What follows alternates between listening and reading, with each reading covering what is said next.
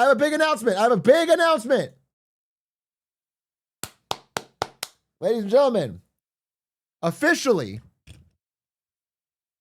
no member of the Lemonade Stand has been found in the Epstein Files.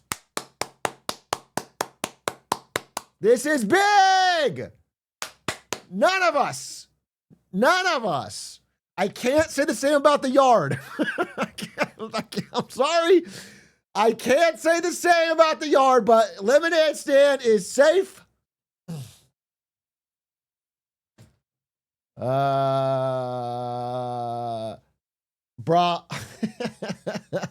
Yet. We got more files to release. What if it was Aiden? If it was Aiden, it was the yard half. If Aiden's in the files, it's the yard half. Okay? it wouldn't fall on us. It wouldn't fall on this side of the fence. Sick sweater. Thank you. What do you think about this sweater, bro? Look at this. This Venice Beach sweater. I'm so LA pilled. I just got back from 4 hours of basketball and I did a quick shower, so I'm doing my best. Hello, good to see you. Goddamn, dude. I am officially back.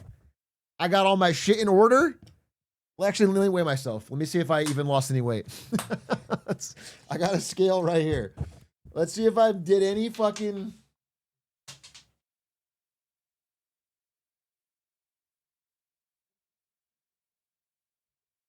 All right, 182. So not really. Not really. I guess I'm down 3 from the start. 182. We're down from the start. Don't say stomp. 182 tons. Okay, fuck yourself. 182 tons. Fucking tons. Atrioc caked up. I'm not going to say I don't have a bakery. ET6239, thank you for the 61 months. Cam Diggity Dog, thank you for the 29. Hey, thank you for the subs. Lil Hokey, thank you for the 29. It's all the muscle. That's what I'm saying, bro. I was big body today on the court. We rented an indoor court today because of how hot it is. And when I say we, I mean Aiden did all the work. And dude, see how stressed Aiden gets trying to organize 26 dudes that want to play basketball? Aiden, fuck you for being too hot in LA. Dude, that's what I'm saying. Everyone's talking about this cold freeze. But I was hanging out with Ted Cruz all day, and it's hot as hell here. Me and Ted Cruz were having pina coladas. We were on the beach. We were driving with the top down. Like I have literally no idea why people talk about how cold it is. I've never seen this much snow. Yeah, it's wild. I'm freezing in Florida. Wait, it hit Florida too? God damn. Hey, Big, I hope you had I had a fantastic, I mean, you know, the world that I live in is getting measurably worse. The country that I live in is getting measurably worse. So I wouldn't say my mental health is like skyrocketing, but I will say that I had a fantastic break on a personal level. I accomplished, you know, I had a list of things I wanted to do in this January, and I did basically all of them. I'm messing with my hair, but it's like still sweaty. I just think I didn't wash it.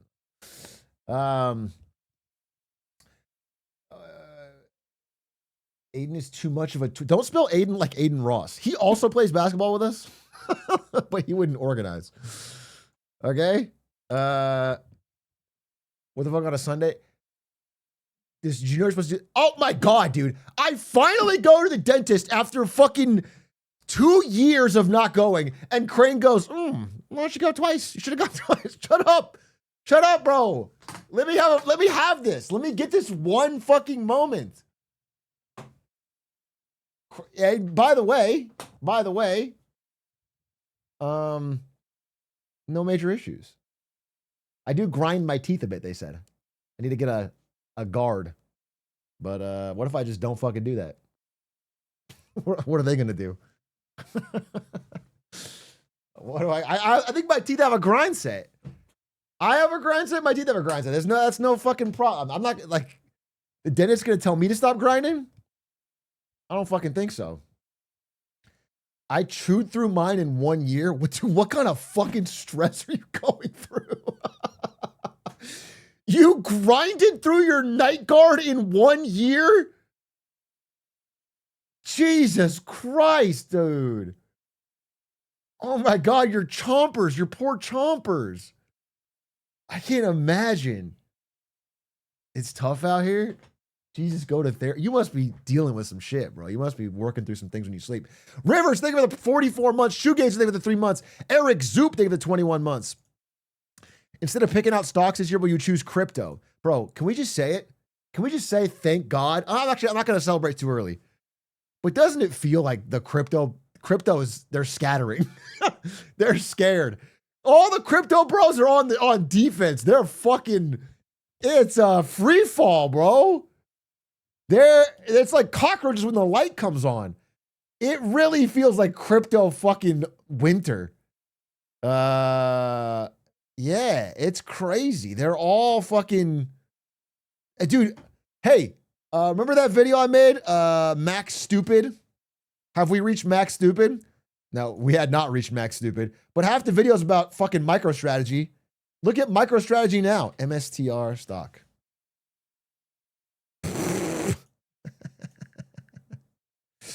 Look at MicroStrategy. Fucking funny. Do you know what I found out? Is like he's now under. He's lost money on Bitcoin. Dude did nothing but buy Bitcoin with investor money. Nonstop. He's now down. He's net down. That's fucking crazy. The guy at the peak was up $10 billion or something. And is now net down and has debt. They have debt. They have to pay that. They're going to have to sell more to pay it off. Fucking Michael Saylor, stupid ass. I'm petty like this. So I'm just going to open with a little bit of pettiness. I took some screenshots from that video of some of the comments. I took some screenshots of some of the comments, bro, because sometimes you got to name names. Well, I don't really care about naming names, but all right, check this out. There's some of these. You're dumping on Michael Saylor? Do you understand what and how Bitcoin works? You'd be wise to learn the enormous difference between the 5,000 crypto scams and how it's completely different from BTC. I usually agree with Atrioc on most things, but I think he's misunderstanding the value proposition for MicroStrategy. Shut the fuck up. Pedro Technologies. This guy wrote a fucking novel. MicroStrategy is not a Ponzi scheme. And blah, blah, blah. Fucking ChatGPT ass fucking. Oh my God. In regards to MicroStrategy's price, you don't understand no other company global can buy as much Bitcoin. I could explain the premium to you, but you wouldn't understand. Oh, I wouldn't understand. I wouldn't fucking understand. He's net down on Bitcoin 1 year later.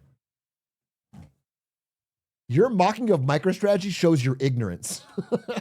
MicroStrategy is going to be added to the QQQ this week. Clearly you, nor the PhD reference, understand why. Everyone was so goddamn confident when things are up. The fucking audacity. Anyway, there's like 10 more of these, but I feel like I'm getting my point across.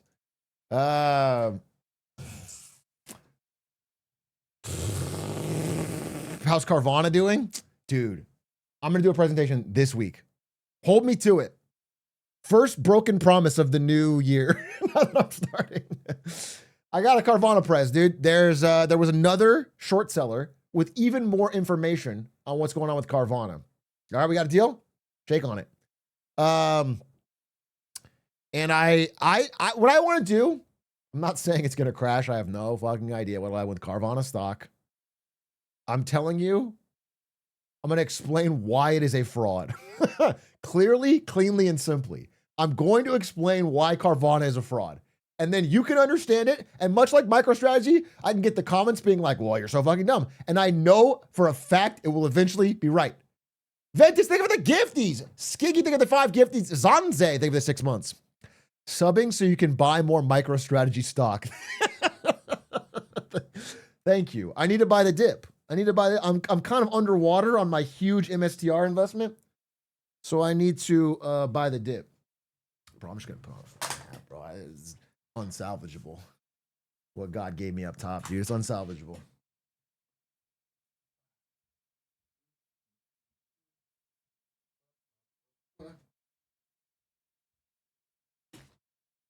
I'll wear my Lakers Enron hat, but out of disrespect for the Lakers. God damn, bro. It's been a tough time to watch the Lakers. It's been tough. And it doesn't help that my fucking wife walks by me every time and goes, losing Lakers. Losing Lakers. And it's no fucking, I got no fucking support, dude. I got no fucking support. Why Ludwig switched teams to the Hornets? Bro, Ludwig is the most bandwagon fan in the world. You think Ludwig would watch the Dodgers if they weren't fucking back to back? You think Ludwig would fucking... Ludwig didn't talk about the Patriots one time since Tom Brady, and now they're in the fucking Super Bowl, and he's all of a sudden... Bro, he's fucking... What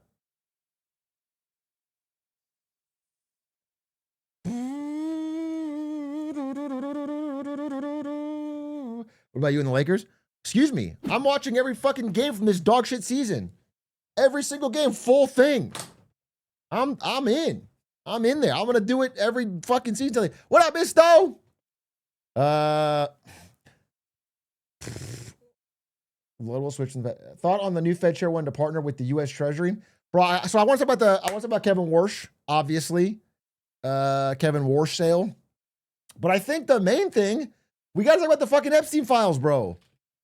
And I know everyone's talked about it, but first of all, there's some new stuff since I think a lot of the big videos came out. Specifically, I think I'll watch the CoffeeZilla video because it probably has the overview that I think can get us caught up. But I want to talk about Elon Musk going insane on the timeline today, trying to defend himself from the obvious lie that he said. What?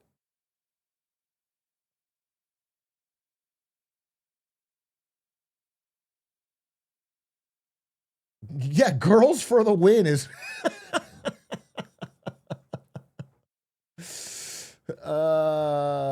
he did so much cat he can't remember shit anymore. Dude, it's more than that. It's this, okay? This is the one. This is the key. This is the most important part to me. I mean, not the most important part. There's actually so much disgusting shit in this new drop of the Epstein Files. Actually, I think the most important part... Wait, does anyone have the video of Kash Patel? This one. This is the one. Okay, let's just start with this. Let's start with this. Because this is from...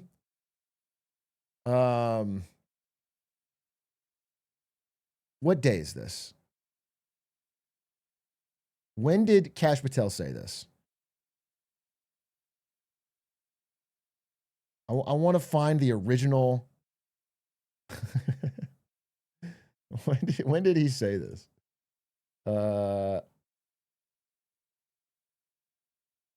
Is this him under oath? Dude, I wish I just need the date. I think it was like July of last year, bro. But I need to find the fucking date.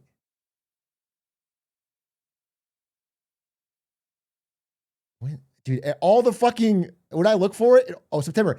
Okay, here it is. September 2025, Kash Patel says this. This is the head of the FBI under Trump. There's no credible information. None. If there were, I would bring the case yesterday that he trafficked to other individuals. And the information we have, again, is limited. So the answer is no one? For the information that we have. In the files? In the case file. Okay.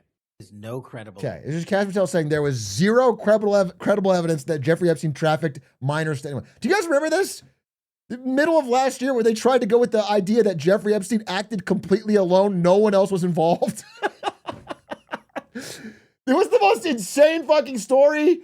There was a bit where Trump was talking about how he might have been like a double agent to try and take Epstein down. They went with that for a bit. He was like a fucking white hat pedophile. And that was it was so insanely stupid. But this is under oath. Kash Patel saying there's no evidence. And now we are not but a few months later, and we are getting troves and troves and troves of documents that this guy had being released that say the exact opposite. And so many people are proven directly to have lied. Like, the actual files released, because everything's so heavily redacted, doesn't fully prove anything. There's no videos yet. But the timestamps and the dates prove that a lot of people who said they stopped talking to Epstein, oh, I'm disgusted by the guy, I'll never talk to him, did talk to him after he was convicted of being a pedophile. And they did it in very, like, chummy ways. There's, like, email after email after email from many, many, many powerful people. All of them have said, I didn't know the guy, or I knew him in New York circles back in the 90s. And it's like from 2013 being like, what's up, best friend? Can we go to the island? It's crazy. I mean, it's like all of their stories have a hole completely blown wide open in them. And the two most hilarious, although there are many to talk about, are Howard Lutnick and Elon Musk. So Elon Musk, here's this fucking tweet. Shame on Sky News for this utterly misleading headline. Anyone pushing this false narrative deserves complete contempt. Epstein tried to get me to go to his island and I refused. Yet they named me before even Prince Andrew did visit. And then the emails are Elon Musk begging to go to the island. Just begging multiple times. Like multiple times asking to go. And then saying things like, you know, girls for the win. And I mean, we should get the fucking emails.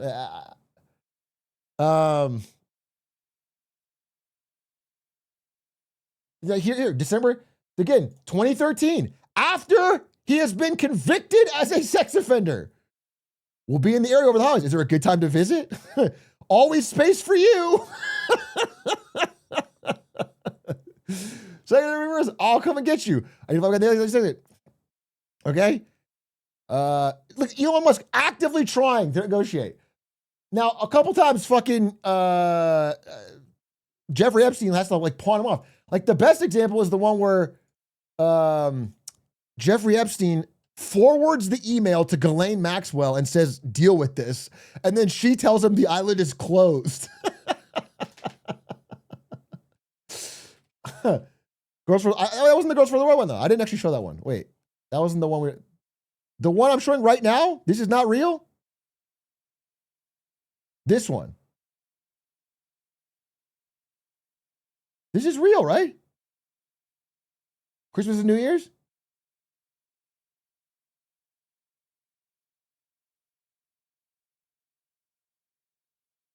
This one is not real, or it is real. The one they're showing is real. Yeah, this is real. That's what I'm saying. This is real. This is real. This is real. Okay, wait, show the other one. Show the other one. Show the fucking, where's the, wait, this one? The one where he asks about what day night will be the wildest party on the island. And also the Christmas Day one, right? Christmas Day.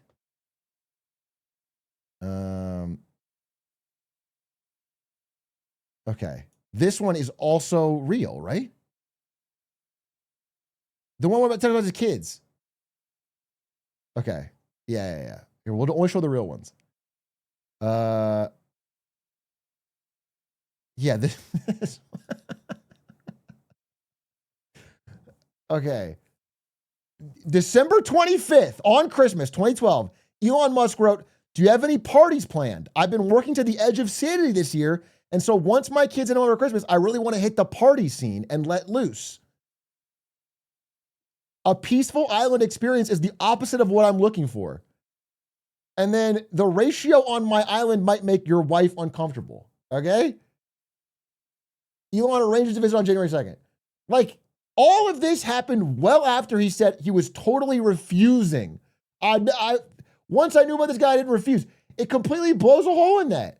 And then again, next up is the fucking Howard Lutnick ones, dude. Howard Lutnick files. Okay. He opens the doors, and there's a massage table in the middle of the room. Ooh. And candles all around and stuff. So I ask very insightful, cutting questions. I say to him, massage table in the middle of your house? how often you have a massage? And he says, every day. And then he like gets like weirdly close to me. Ooh. And he says, and the right kind of massage. Ooh. Now my wife is standing here. So she looks at me and I look at her and we say, I'm sorry, we have to go. And we left. And in the 6 or 8 steps it takes to get from his house to my house, my wife and I decided that I will never be in the room with that disgusting person ever again. So I was never in the room with him socially, for business, or for even philanthropy. If that guy was there, I wasn't going because he's gross. And so I look back at it as a gift. Yes. He gave me a gift. Yes. Wow, what a powerful statement from Howard Lutnick. What a powerful fucking statement. It would be a shame if it's completely fucking contradicted by the emails that were leaked after that supposed meeting where you said, I'll never be in the room with him, he's gross, where you're asking to have dinner with him. We're landing in St. Thomas, where are you located? Is that even for your account good?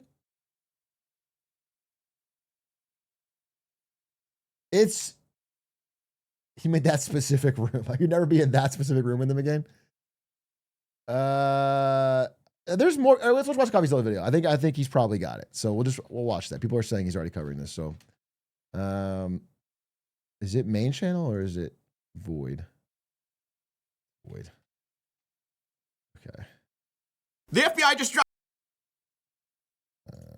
3.5 million files, and it is incredible. Huge bombshells about some of the most powerful people on the planet. I can't believe they let some of this stuff out. I mean, it is stunning. Honestly, one of the biggest lies we've seen is the idea that the FBI could possibly come to us and say, not only is there not a client list, there was no credible evidence that Epstein blackmailed prominent individuals. Guys, we're about to see planned blackmail to one of the most powerful people on the planet, and that is Bill Gates. Listen, there's a lot we're gonna get to, but we have to start with probably the craziest revelation here, which is Jeffrey Epstein emailing himself about Bill Gates. Now, if you don't know, Bill Gates and Epstein had a relationship post 2008. That's a big year. You're gonna hear a lot today. Do you think Bill Gates is the craziest one? I mean, I think Bill Gates having a fucking STD and hang out with Epstein, that is damning for Bill Gates.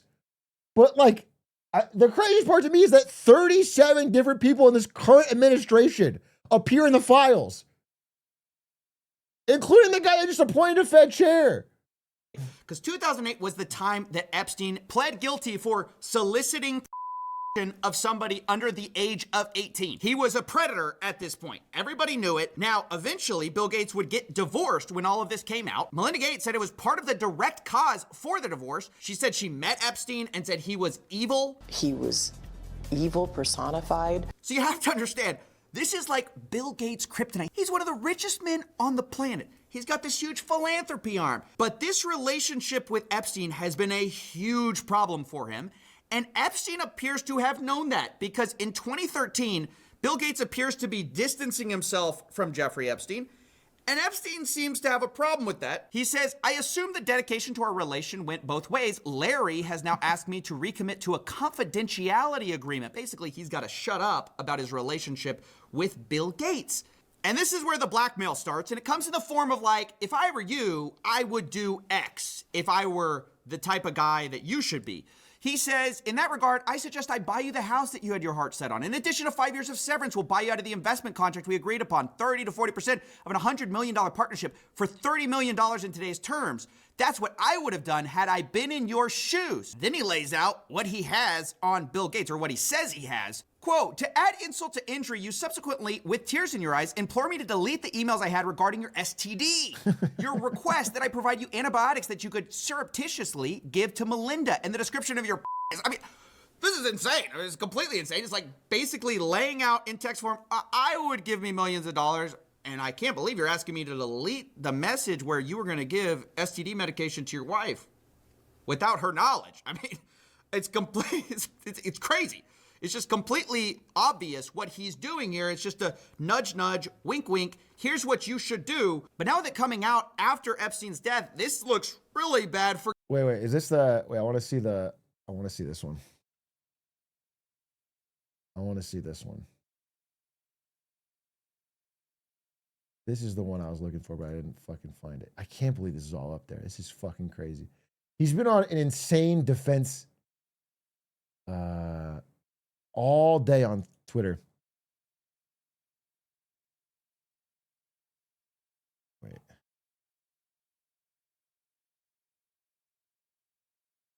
Yeah, is Jeffrey Epstein to Elon Musk say congratulations, now it's time for fun. This isn't the one I was thinking actually, but this is it's insane. Like all of this is well after you said he was never, ever, ever. You were disgusted by him and you weren't going to see him. It's crazy.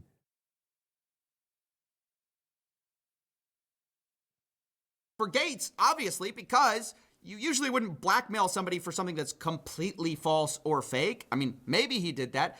But we also know Bill Gates had affairs. Obviously, Melinda credits it for their divorce. It's not even all out. People are saying it's not even close to all out. They still have, at minimum, I think there's a lot more files actually, but there's also the video. It has now been confirmed. It's been corroborated. There is video and they're not releasing it.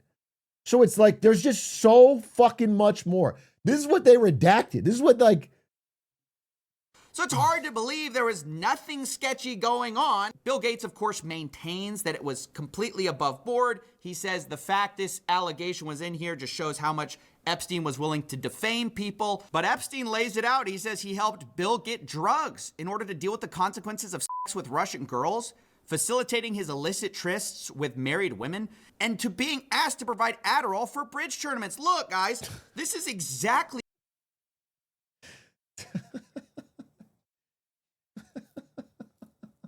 that's, dude, to even include that is like embarrassing. That's insane. I'm going to blackmail you. I have you cheating on your wife with fucking Russian prostitutes. You're a pedophile. Also, you used Addie to cheat at bridge. What? Don't even fucking include that. That's not what we suspected the whole time. Epstein was providing services to rich people and expecting payment via blackmail. Now you might say, and it's true, that we don't know that Epstein ultimately sent that version of an email to Gates. All we know is he sent that to himself. He may have planned the blackmail and just been drafting something. But what we do know are two things. The Wall Street Journal has reported that Gates was threatened by Epstein over an affair. We also know that after this blackmail email Jeffrey sent to himself was written, eventually Gates sent a $2 million donation to MIT directed by Jeffrey Epstein, which is a bit weird if you had distanced yourself from the guy and y'all had this big falling out. Now again, do we know for sure that Bill Gates did all of that? No, of course we don't. But do I think Bill Gates was innocently looking for charity advice from a after he already pled guilty? No, I don't. I'm sorry, I'm not that gullible. And speaking of not that gullible, we've been lied to also by another richest guy. It's funny because all these people, like, who's the Black Swan author? Nassim Taleb. This guy's in the files like 10 times, and it's all to be like, no, I do not want to hang out with you. I'm not going to your party. Do not invite me. Take me off the list. Like that is, it's like so easy to do. It's so easy to do. He was already a convicted. The fact that people are making like, well, how could I have possibly? No, it's like, bro, first of all these emails in 2012, 2013 are years after the conviction. On the planet. Geez, it's a shock why they don't want to put this out. Elon Musk, who has been saying for years that it is a lie that he went to Epstein's island. In fact, he says he refused to go. From Elon, he says, Epstein tried to get me to go to his island. I refused. He says, anyone pushing this false narrative deserves complete contempt. Later responding to another headline, which said Elon Musk planned trip to Epstein's private island. And he says, this is false. But of course, we start to dig through the files and we can see on Epstein's calendar that Elon Musk is booked in December 6th of 2014. But maybe you don't believe that. That's just the word of Jeffrey Epstein. But maybe you'll believe the word of Elon Musk, who was caught emailing Jeffrey Epstein to go to his island post the guilty plea. Elon Musk writes, "We'll be in BVI St. Bart's area over the holidays. Good time to visit." Jeffrey Epstein says, "I will send a heli for you." Later, Elon Musk writes to Epstein, probably just to Lula and me, his ex-wife, what day and night would be the wildest party on your island? The world's richest man is asking the most pedophile man. Okay. Again, there's a lot more files to come, and videos, and more to come out. And a lot of the people, like Elon Musk, are running defense and trying to take the absolute most charitable defense of these tarnishing emails. Elon's calling, by the way, some of them fake. He's saying some are real, some are fake.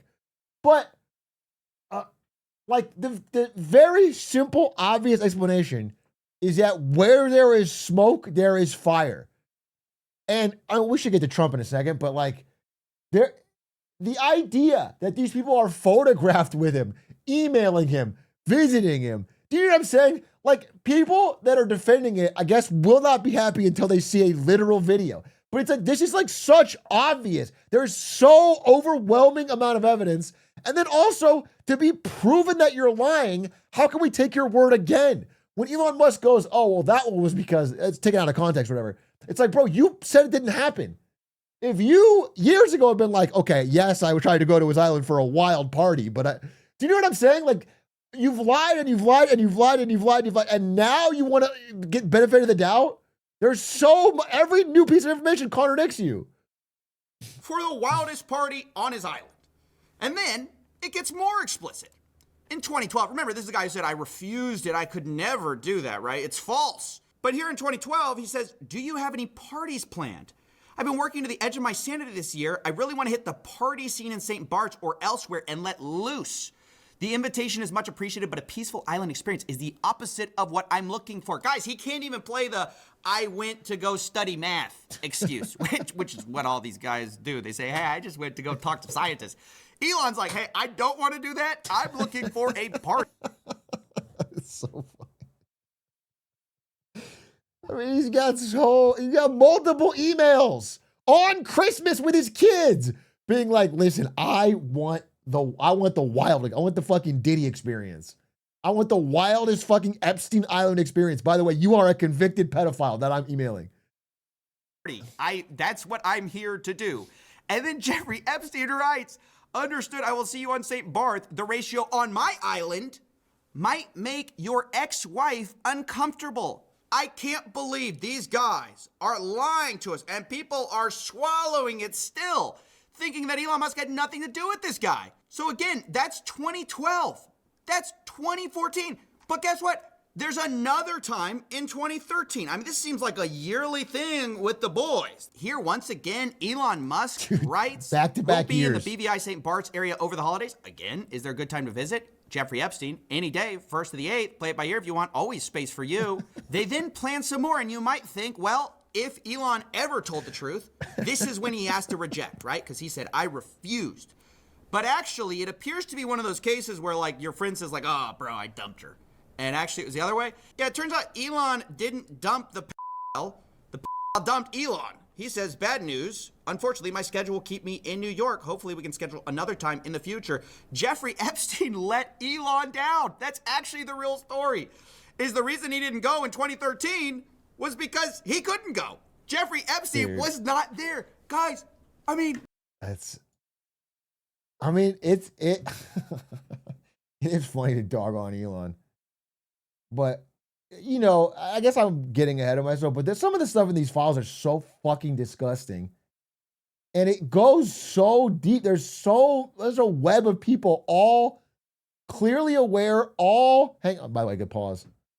How blatant do they have to make it before we start to just see through it, right? When they issue these ridiculous denials, they're totally associated with the guy after the guilty plea.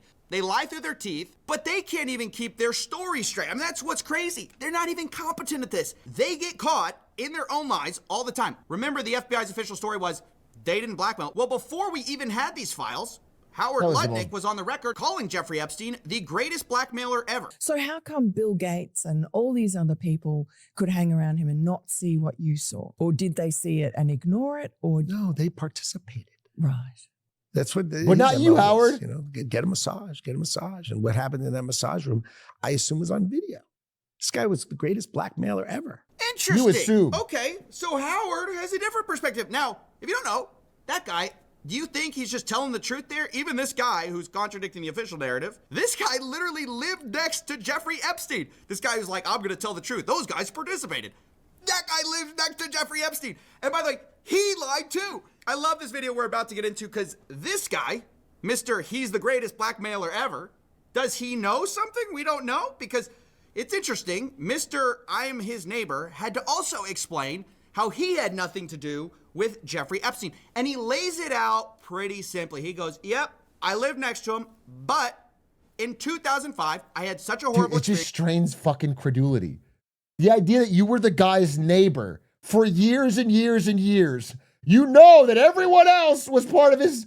You're even saying they're all blackmailed and they're part of it. And then you're caught in a lie and you still want people to believe, like, by the way, it was Howard Lutnick or Scott Bessent for Treasury Secretary. People are giving me shit for saying it should have been Scott Bessent over him. Scott Bessent, my gay icon, is not in the files. Okay? He punched Bill Pulte in the eye. I'm not saying he's not stupid. I'm not saying he's not fucking bending over for Trump. But I'd rather have him than this fucking pedophile. His MO. And this guy was, he lied to ever. Does he know something we don't know? Because it's interesting. Mr. I'm his neighbor had to also explain how he had nothing to do with, but in 2005, I had such a horrible experience that I knew I could never talk to him again. He was your neighbor for 10 years. How well did you know him? I can't. The fucking audacity to know that there's emails that prove this wrong and to just go, I'm going to run it. I'm going to run this obvious, disprovable lie. Dude, you could have, I mean, he could have said like, yeah, I mean, the families, we would sometimes when we were in St. Bart's, we would go to dinner. I didn't know anything about, like, you could do that. I mean, smoke, where there's smoke, there's fire. You're hanging out with them all the time. You should fucking know. You're probably guilty. But it makes you seem 100 times guiltier when you make up a story about how, oh yeah, he was disgusting and I said I'll never be in a room with him. That makes you seem like you're really fucking guilty. We move in 2005. Okay. Jeffrey Epstein is arrested in like 08, I think, or something like that. Right. So knock on the door. His assistant on like a Saturday says, Mr. Epstein, your neighbor would like to invite you over for coffee. And there's a massage table in the middle Ooh. of the room. Massage table in the middle of your house? How often do you have a massage? And he says, every day. Let me watch this. And then he like gets like weird looks at me. And I look at her and we say, I'm sorry, we have to go. And we left. And in the 6 or 8 steps it takes to get from his house to my house, my wife and I decided that I will never be in the room with that disgusting person ever again. Well, he couldn't be more clear, could he, right? He says, hey, I may have been his next door neighbor, doing a fucking but I met him once before the 2008 guilty plea. Remember I said that was a big deal? And we got invited over, and it was like 5 seconds, and we left, and we realized he was a creep. We were out of there. He made this rude, lewd comment in front of my wife. I would never go see this guy. I mean, he makes it super clear he's gross. So I was never in the room with him socially, for business, or for even philanthropy. If that guy was there, I wasn't going because he's gross. These other guys, they may have participated, They participated. but Howard Lutnick, he could never. No, he's too good of a guy. Well, guess what we found in the old emails? Looky. It's Howard Lutnick writing in to Jeffy Boy in 2012. Hi, Jeff. We're landing in St. Thomas early afternoon, planning to head over. Where are you located? What's the exact location for my captain? Does Sunday evening for dinner sound good? Is this the guy you said made a lewd comment to your wife? so gross. I You could never wanted to be in a room with He's him. gross. Guess what the next email is? My boy's wife messaging in, saying we're headed towards you in St. Thomas. Later, the subject line, Jeffrey Epstein. Good morning, Howard. Jeffrey wished me to pass you along. Nice seeing you. So they did. Clearly So they met. and the guy is just lying about it to your face, to the American public's face, and they tried to hide it from us. I cannot emphasize this enough. They're lying through their teeth. You think this guy perfectly remembers a 2005? He's asking to avoid him. That's probably going to be Howard Lutnick's fucking defense. No, I sent that email to figure out exactly where he'd be so I could go somewhere else for dinner. That was my fucking plan. Because I think this guy's so fucking gross that I didn't ever want to be near. I just had to constantly email him all the time to find out his dinner schedule. Like walking in the guy's house, I remember exactly what I said to him. My wife and I looked at each other, and he wouldn't remember the 2012. I boated over to his private island for a dinner. Is that what we're really thinking? Is that what we're expected to believe? This is a momentary lapse in his judgment. No, these guys don't even care about being consistent, and they're all throwing each other under the bus. Don't you remember Elon Musk saying, the time to drop the really big bomb? Donald Trump is in the Epstein Files. That's the real reason. It's actually so much funnier. I guess, in a cosmically funny way. Obviously, it's fucking horrendous. But it's funnier in just a stupidity way that he did drop this, but knowing that he is in dozens of those emails. It's like Donald Trump is in the Epstein file. That's what they never. And then to have hung out with Epstein multiple times. They haven't been made public. My guy, you also are in the Epstein Files, very clearly doing stuff you lied about, okay? So is Howard Lutnick, who says, yeah, Bill Gates, he's probably getting blackmailed because he participated. Wait, did he say it?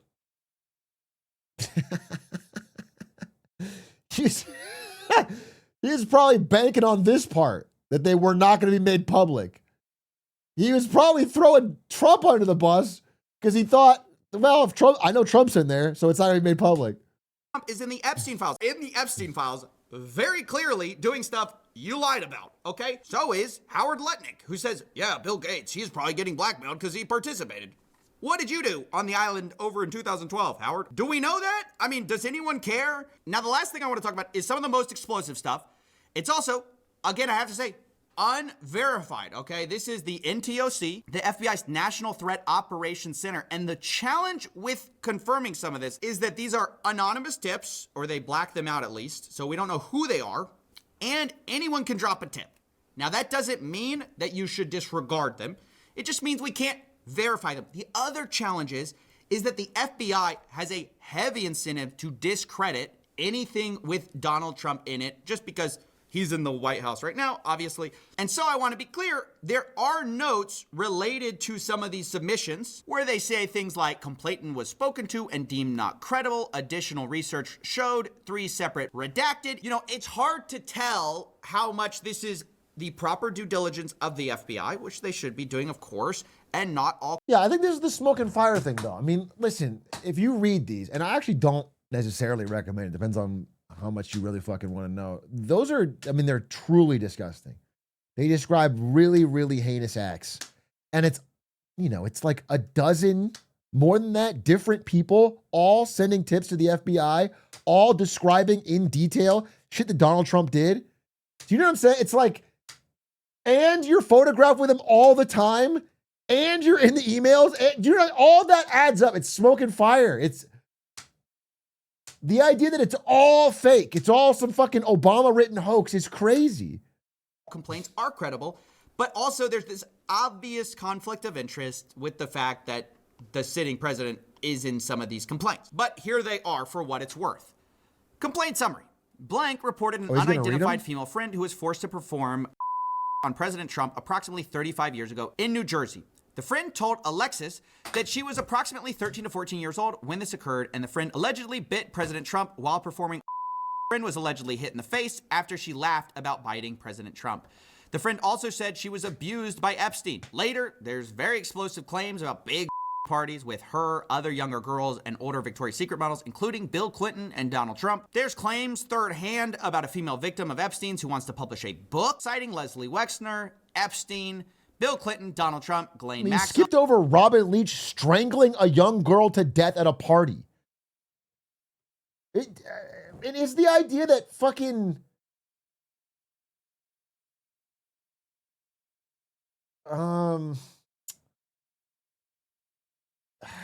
all of these people are just making it up. It defies fucking logic. Is in the videos as well. And it goes on like this for a while. Some of the complaints are just like very graphic, and obviously I'm gonna censor out some of it. But I should also mention the DOJ claims that some of these claims were submitted to the FBI right before the 2020 election. To be clear, the claims are unfounded and false, and if they had any shred of credibility, they would have certainly been weaponized against President Trump already. Now, I agree that if a complaint is timed right before an election, there definitely could be some other motivations to that. But it's also ridiculous to say that anything in the Epstein files, if it were true, would have come out already. Because why didn't we see the stuff about Bill Gates, for example? I mean, that stuff apparently has been sitting in here for a long time. And not only did no one talk about it, the FBI... The answer is obvious. All of these people are mutually assured destruction. There's so many fucking people, rich and powerful, in this fucking file. And this is the small percentage they've shown. There are so many powerful people across the political spectrum that it was to the benefit of many, many people that this not get released under either administration. It's like, that's the obvious reason that any targeted release of one part to try and hurt your opponent would end up blowing back to hit a bunch of people in your network. Really, like, covered for it. I mean, they said that this was not the case. There are big claims against a lot of powerful people. Nobody in that file really wants to rock the boat or release the files because then they get in trouble and their buddies get in trouble, and that's a huge problem. So I don't really buy the idea that, oh, if it were true, it would have already gotten out. I don't buy that. That's why we need transparency. That's why it's important these files are out. But this is just a look at a small fraction of the files. And over the next few weeks, we're going to go through all of the major findings we can from this 3.5 million page document dump. But seriously, can you believe the audacity of Barack Obama to write 3.5 million fake pages and to still be working right now, round the clock, to write millions more for the next release? It's insane. Does he use ChatGPT? How does he fucking do it? think about how discrediting this has been, not only to this administration, but to so many rich and powerful people who have lied through their teeth happily towards you in order to hide their relationship with this man that many of them held post-guilty plea. And some of them, now we know, Epstein prepared blackmail for them and, according to reports, threatened.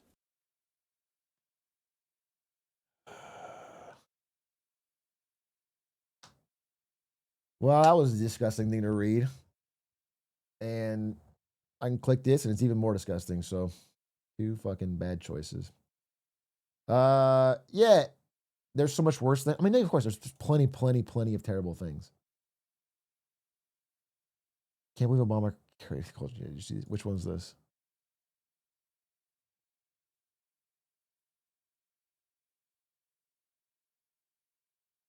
Oh, yeah, I did see this.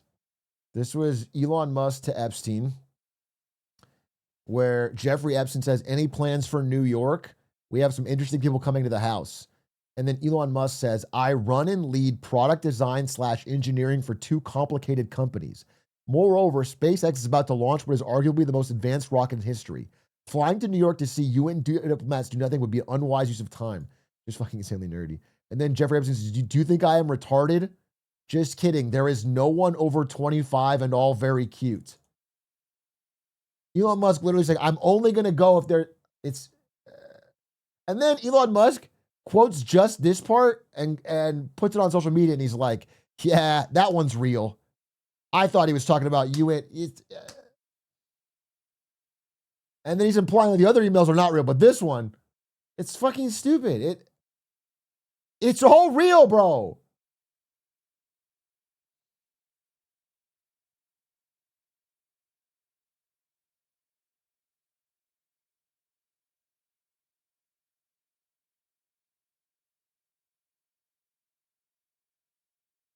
Epstein has a typing quirk. He does put a fucking equal sign instead of like a P.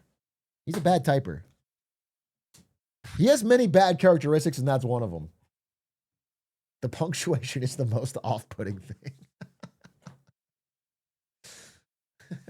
What's the Norm Macdonald joke? What really gets me is the hypocrisy. Oh, and then we didn't even mention the Xbox Live stuff. Wait. That wasn't in fucking Coffee's video. Dude, Jeffrey Epstein got banned from Xbox Live.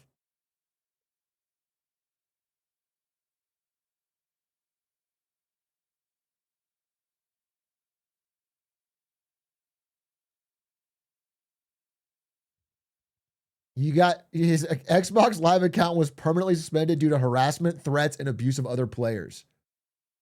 The conduct is severe, repeated, and excessive. I mean, the obvious joke everyone made was like, fucking Xbox Live was able to fucking put consequences on Jeffrey Epstein before the rest of the world. Finally, some justice.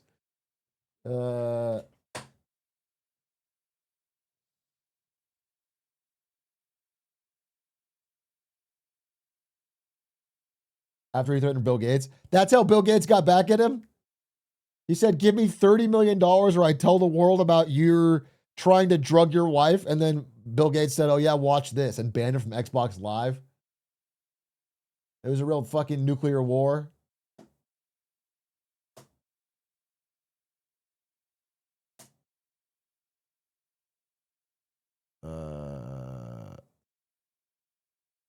Xbox were the ones who got to him in prison.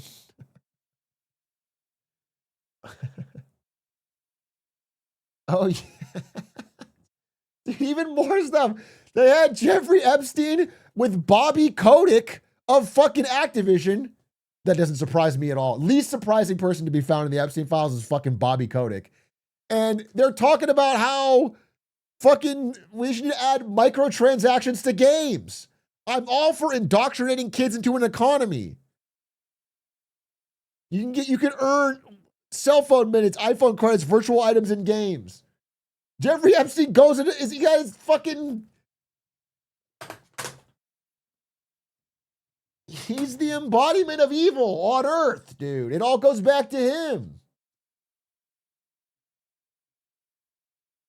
There was other shit saying he met with the 4chan guy, the guy behind 4chan, Moot, right before they launched Poll.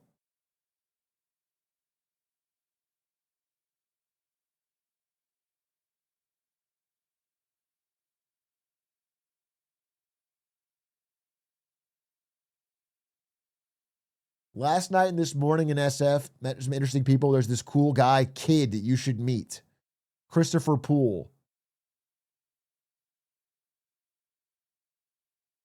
Yes, he is great. I had no clue he is when we met. We talked almost an hour nonstop. He'll be a friend. Jeffrey Epstein, I liked Mamat a lot. I drove him home. He is very bright. So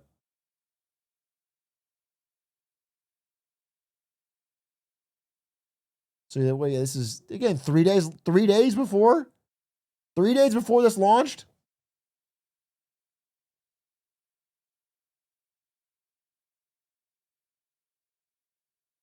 No, there's no evidence he told him to make it. It's just crazy that timeline. Wait, what is this about Five Nights at Freddy's? I don't think I saw this.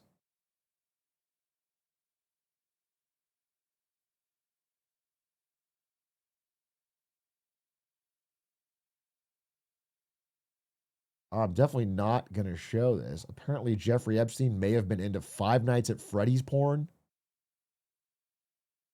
and was a 4chan poster. Gee, what? Also, why is he sending 4chan links to other people via email? This is like not an email to himself. To Karnya Shuliak. He is fucking sending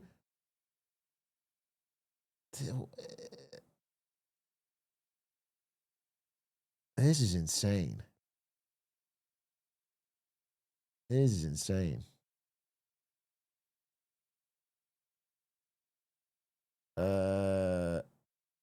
Anyway, it's just a ridiculous amount of people involved, and it just it's funny because there's so much hypocrisy. But I truly think Kash Patel leading the FBI, having all these files, and then trying to go under oath and saying, "Yeah, it was just him.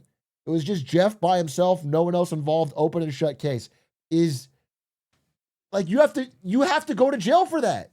That that is a massive fraudulent crime. That's perjury. This is a really important issue to American public, and you are lying. You are aiding and abetting a network of pedophiles. Anyway,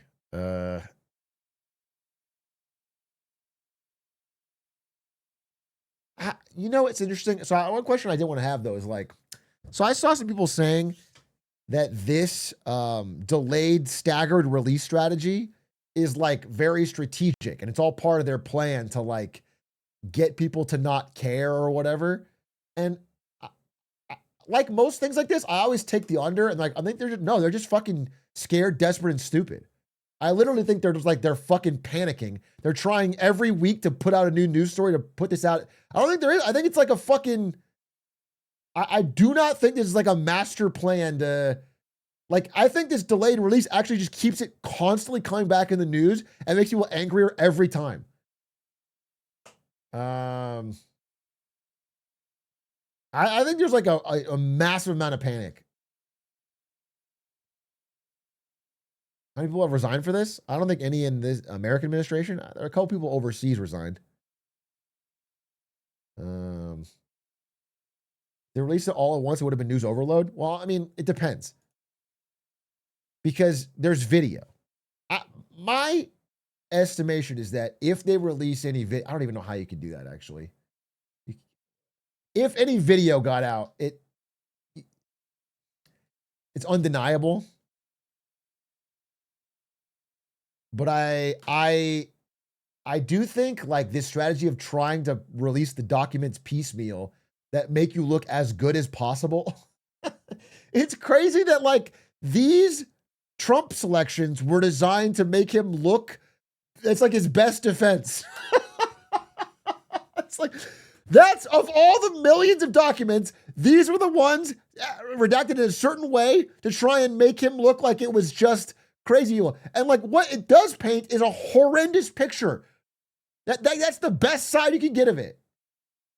And then he's out there being like, yeah, it exonerates me. Bro, it doesn't fucking exonerate you.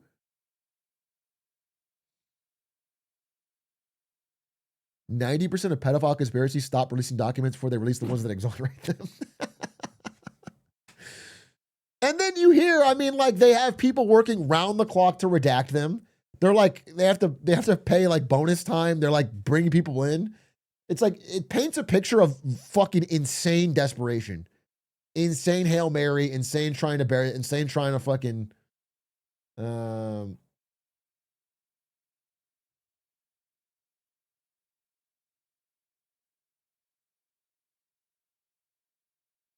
why do you come to stream so often and post on YouTube so few? Bro. This guy's so wrong. No, not to get off topic, but bro, you have completely misjudged. Thank you for the compliment. You completely misjudged. So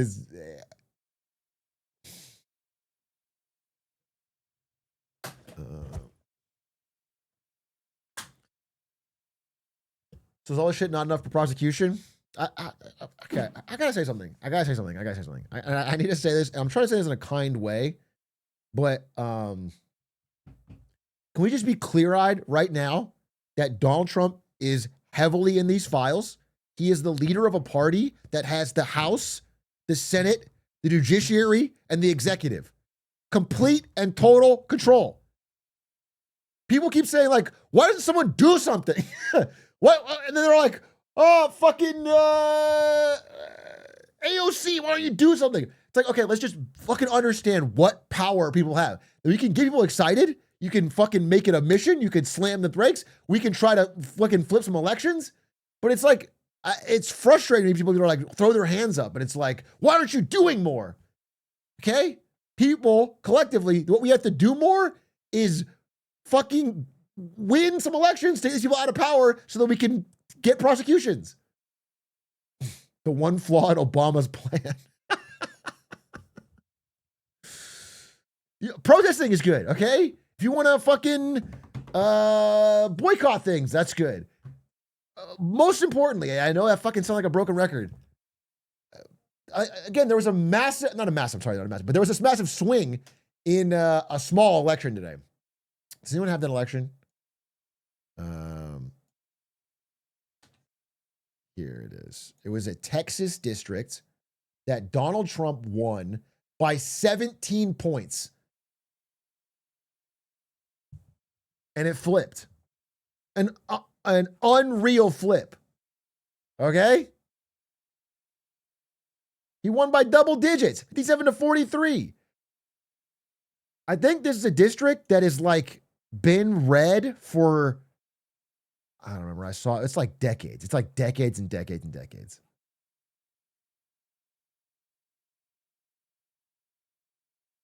In a Trump plus 17 district. Let me say something else. Okay. I want to fucking white people a little bit on. Again, I'm not saying there's not active attempts right now to subvert upcoming elections. And I'm not saying that I am not personally afraid. I am personally afraid that there's going to be even further attempts to try and subvert our elections. I do believe that. However, I also want to be so clear, just in American history, like, let me pull this up. Okay. Let me just give you an example of an election, like a nationwide election.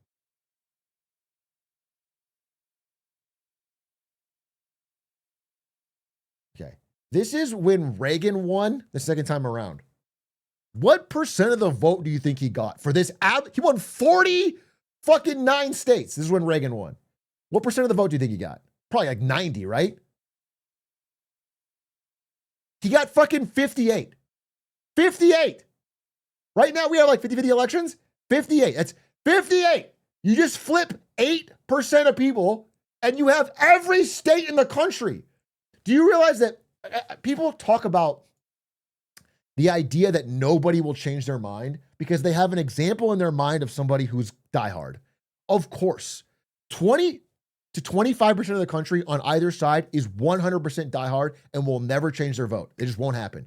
They're fucking diehard. In fact, to prove it, I tried to find the most lopsided election in American history, and I found where James Monroe ran unopposed. He ran unopposed. It was him versus nobody. What percent of the votes do you think he got? He got 79. 21% of people voted nobody. They put in a vote for nobody. Okay? So that's when you're running unopposed. We will never have a 100% flip. People are so despondent. They're so despaired that that they're not going to get 100% of people. But if you're shifting the mind of 5% of people, 6% of people, every election becomes a blowout. They become absolute blowouts. Again, if you look at this actual election, this one we're talking about, the Texas one, God, I hope I could find this. I saw a graph of the registrations. Oh, man. Someone want to help me find this? Wait, I think this is it.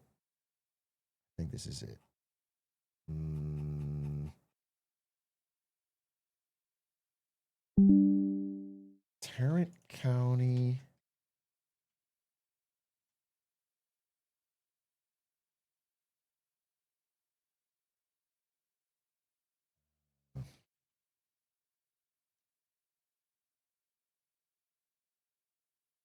Yeah, I'm not gonna be able to find it.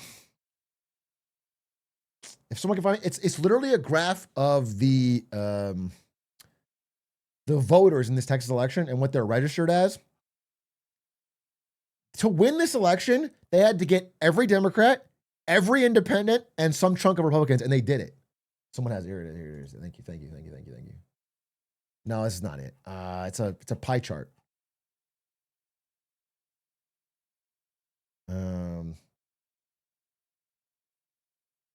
Maybe it's this.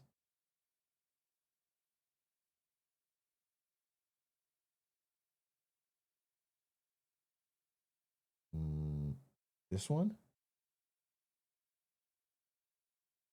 Yeah, this one. Fucking right here. Yeah. Okay. Oh, what it? I need the actual. I need it's this guy. What's his name? Ross Hunt.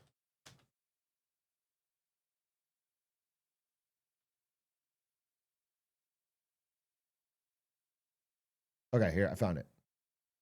So look. This is how people are registered in that county that flipped. 51% Republican, 14% Independent, 35% Democrat. And this is how the election went. Okay? Do you understand that all Democrats and all independents only adds up to 49%? So people's minds can change. And if you're getting even a small percent of Republicans and most independents, it's a blowout in almost all elections in America. If the independents, if you've lost them, and I do feel like fucking Renee Good into Alex Preddy into Epstein Files is a pretty fucking bad look for independents. There's not many of them in America, and you're not thinking about them because online all you see is the most diehard people. But they are mad. They are flipping. Additionally, on top of it all, fucking working class white people, he lost like fucking 25% of them just now entirely on the economy. They are screaming out that affordability is the number one issue. It's horrible. They thought it would be like Trump won. They're not getting it. He's losing them. So it's, if you have fears about a free and fair election, I do too. But the idea that like, no one will change their mind. We're fucking cooked. These people they can't get through to them. It's like, shut the fuck up. It's just dead wrong. People's minds are changing dramatically. Every poll shows it.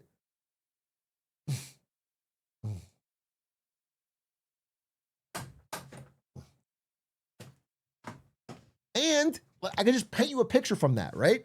So let's say Democrats win the House. Now Donald Trump is, winning the Senate would be incredible. But the way the Senate's fucking structured is insane. The way the Senate's structured is just stupid. The idea that every state, regardless of population, has the exact same number of representatives is stupid. The idea that fucking California has 60 million people and gets 2 fucking senators and fucking Iowa or Montana it doesn't make any sense. So I don't know that it'll flip, but even the House allows for a check on power, allows to more chance of becoming a lame duck.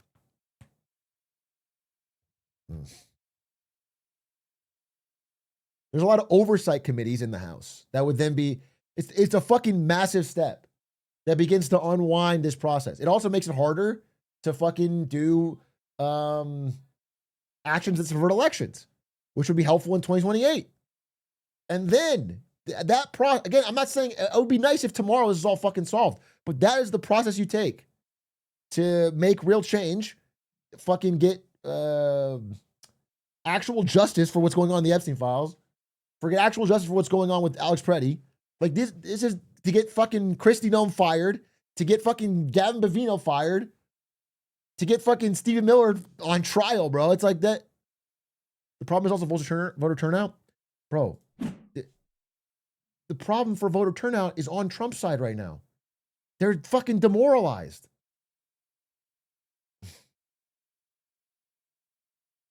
Is that Gavin Bavino? Sorry. Greg.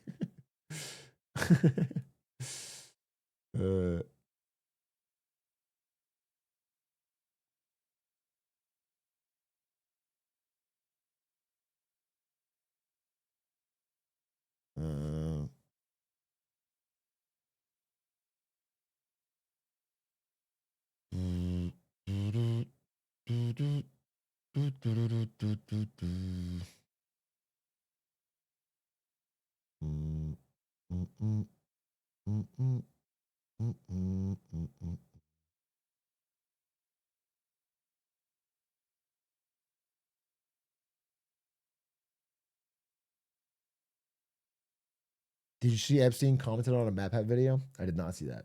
It's not MapHat, but it makes me think of Markiplier. I do want to say it's kind of a separate, much smaller story, but it is really cool what Markiplier did with Iron Lung. Kind of awesome. It's I think that's fucking cool. Did you see it? I haven't seen the movie yet. I just saw the business story of it and how much effort he had to go through to get theaters to even pick it up and how he self-funded it. It'd be really cool. I know Doug knows him. We're gonna try and maybe talk to him for a lemonade stand or something. It'd be really cool. I think that's awesome. That's a fucking sick thing to do.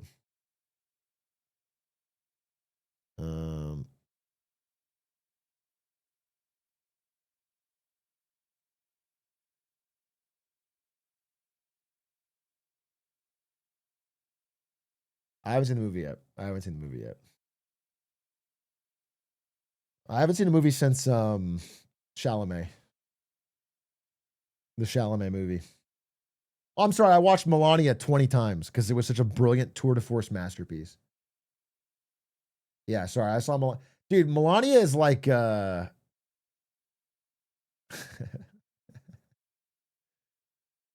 I'll say it. Melania makes Morbius look good. I think Melania's so bad they're gonna bring back Morbius, bro. We didn't know how bad it could get.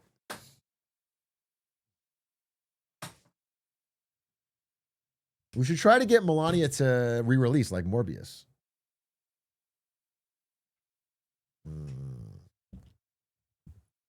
Oh, they distributed it? It was a bribe. It's very obvious. Amazon Studios knows this movie is not going to make any money. They don't care. They pay $50 million to fucking Melania. It's a bribe. It's a fucking bribe. And they pay for the marketing, and they pay for the red carpet, and they pay for the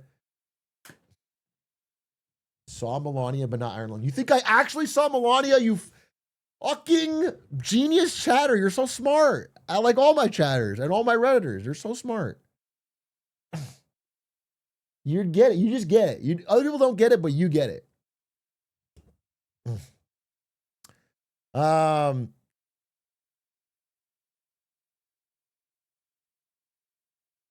Ludwig says he's going to see Melania. Well, that fits. That tracks. Year of fitness and kindness? No, it's just year of health. I'm not doing kindness this year. This is not the right year for kindness. Can we be real? This is not the right year for kindness. This is the year of health. That means I'm doing push-ups, and then I'm going to call people dumb. This is the YOH. The YOH.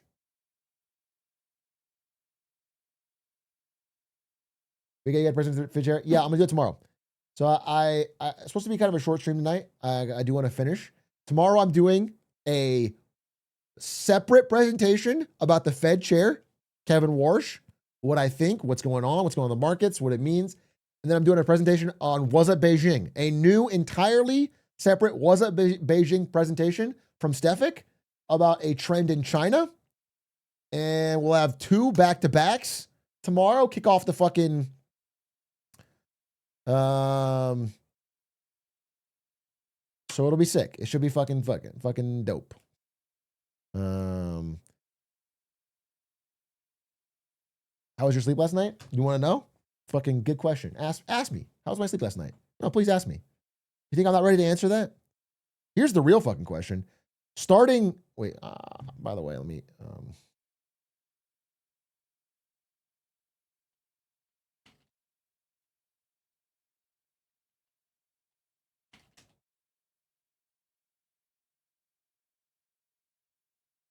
how was your sleep last night? Oh, thanks. I'm so glad you asked. My sleep score last night was 83. 83. That's pretty good. 83. Barely passing? No. That's very good for me. Above 80 is green. That's all I care about. I just like that it's green. But where's my fucking sleep debt? That's what you guys need to see. That's what you guys need to fucking know about. Because I got a serious thing to say. And this is going to be This is gonna be fucking a problem. Like we're gonna have to confront each other about this. How do I see it? Dude, I feel so stupid using this app. It's too many fucking menus. How do I know where to? God damn it, dude. How do you use this thing? Why can't they make it easy for a young man like me in his prime who intuitively fucking goddamn. Dude, I got a lot of zone 5 cardio playing basketball today. I do play basketball with the ring on, so when I fucking block Stans' shot, bam, hit him right in the head. Leave a fucking mark. Bam! Stan's got, by the way, Stan's Frogs, if you're watching Stan's tomorrow, ask him about his game winner. Because I know if I hit a game winner like Stan's, I would want to hear people ask about it. He hit a game winner today. We played indoor. They had a timer. It was like, bah! He hit a game winner. It's actually fucking crazy. He got to live the dream. The dude is a dad and hit a game winner on a bunch of basketball players younger than him. No, I'm actually not trolling. Stans was electric today. And more specifically, the game was tied with 1 second left, and Stans hit a game winner.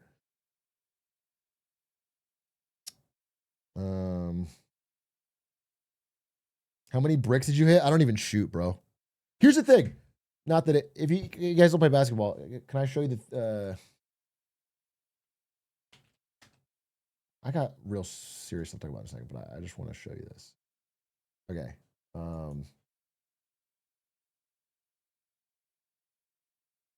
Maybe some of you do play basketball. I don't know, but so there's different 3-point lines. Like the NBA 3-point line is really far, and there's the college 3-point line, and there's the high school 3-point line.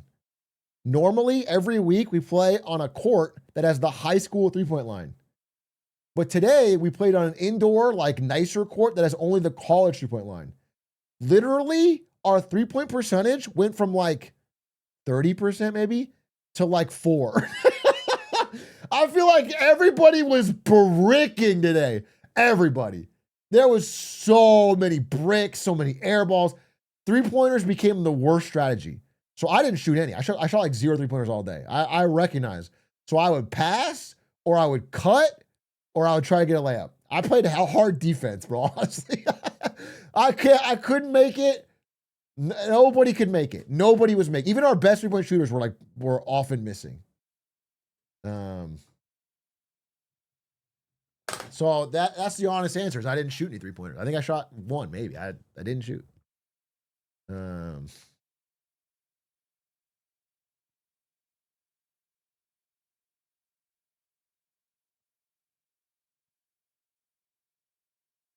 Shooter's gonna shoot. Fucking facts. Actually, facts. You can have off and on days on offense, but defense is always needed. Amen, brother. I'm a hustle defender. You don't believe me. You guys think, oh, he's fucking chopped. He's unk. Old man can't keep up. I'm a hustle defender. Okay? Low stance, arms wide. Left, right, left, right, left, right. I'm a hustle. I'm what they say about fucking what do they say about white guys in the NBA?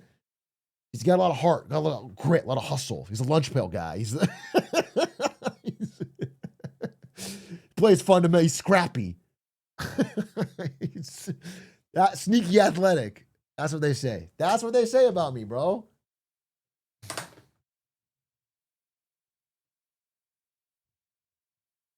I'm a glue guy. I got that dog in me. Another guy who thinks the chat highlights are edited in gets to get whooshed. Feel the love! BR from the OB. You got whooshed. Oh. How about that?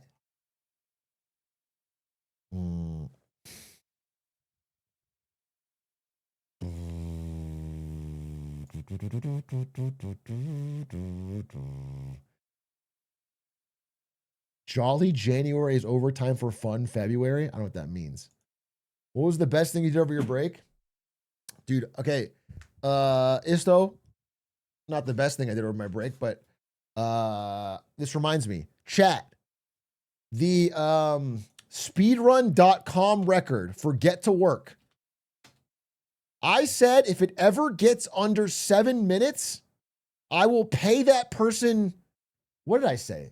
$700? Something fucking stupid.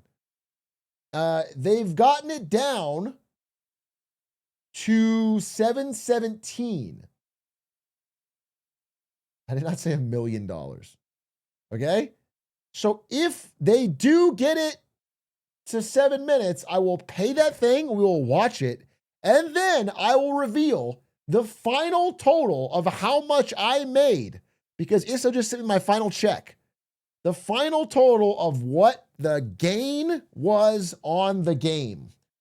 Because I now have an Excel spreadsheet of the exact dollar amount and the percent return. And I think it would be very, very exciting to talk about. The profit of what I profited.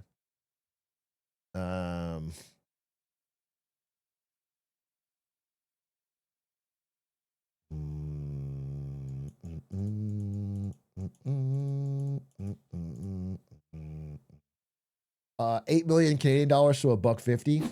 Dude, honestly, correct. honestly correct. He keeps telling me these numbers and it's like in CAD. I'm like, wow, it's huge. Oh, it's CAD?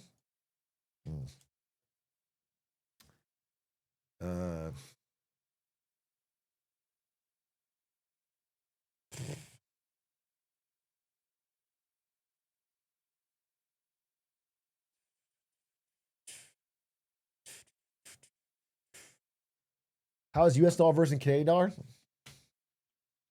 Let's check right now. Let's check. About flat, honestly. I guess down on the year. USD to CAD. Yeah, nothing. Nothing to sneeze at. Nothing, no big change. I mean, it's not like you're gonna speak on gold and silver. I do want to speak on it, but part of it is part of my Kevin Warsh presentation tomorrow. So I don't want to go too deep into it. I'd like to talk about it tomorrow, honestly. Because he's part of the reason it didn't do well. Psycho the Druid, thank you for the 5 gifted. Do you have a message? Psycho Druid. Work's heavy, busy, but I appreciate you, King. Thanks, bro. I appreciate that. Thank you very. I haven't been busy, but I've been out, and now I'm back. New Casually Explained. Let's fucking watch that. Yes, dude. Just the squad watching Casually Explained together.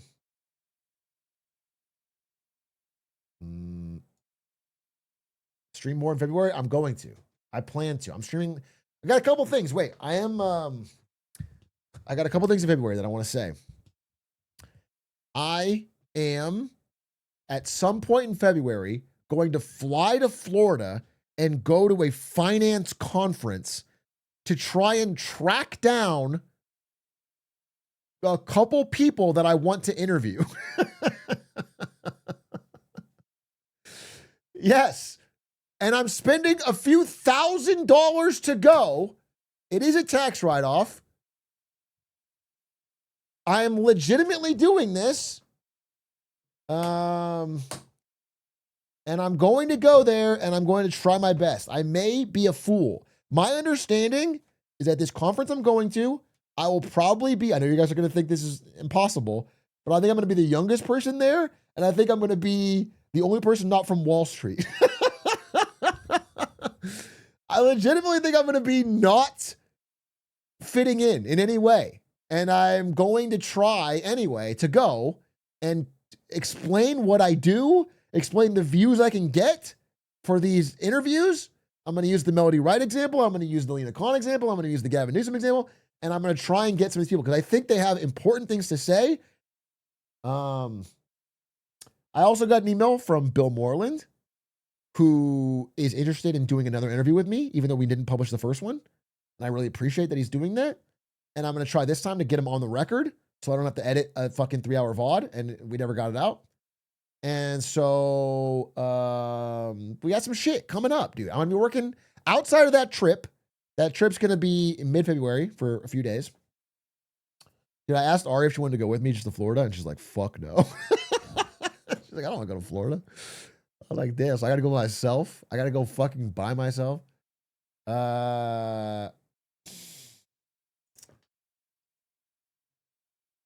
So I'm hitting the ground running is all I'm saying in February. We got a lot to do. We got a lot to talk about. A lot of things to say. This week, I got the presentation tomorrow, the was at Beijing and the other one. And then later this week, I'm doing the Carvana Prez. I already started working on it, and it's not even the top 10 biggest story right now.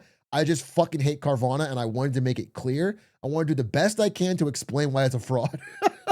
I'm passionate about it. I literally just want people to know on the best. I think one of the things I like videos I like making is where I take something that seems complicated and I make it understandable. And I want to make it so understandable. I'm a passionate hater. All